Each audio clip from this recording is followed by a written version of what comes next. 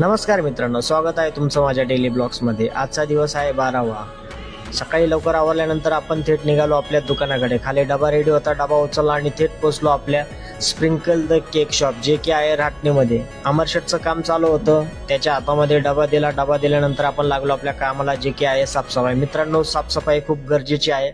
आपण डेलीच दुकान स्वच्छ करून घेतो, जेणेकरून कस्टमरला आकर्षण वाटतं। थोडा वेळ झाला होता की लगेच आपण बिल बुक काढले आणि अमर शेटला आजची व्यवस्थितपणे ऑर्डर समजून सांगितली। थोड्याच वेळात आपला भाऊ आला होता रियाज। तो म्हणला, भाऊ मला लॅपटॉपवरती काही काम आहे, त्यामुळे त्याने लॅपटॉपवरती काम वगैरे उरकून घेतल्यानंतर आता वेळ झाली होती नमाजाची, त्यामुळे आम्ही दोघं निघालो थेट नमाजाकडे।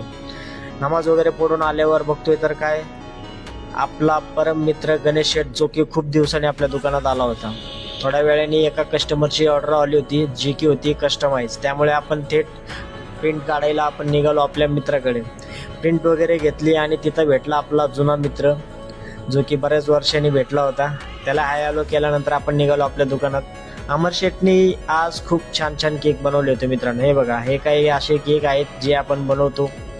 त्याच्यामध्ये कार केक होता, किंग केक होता, बटरफ्लाय केक होता।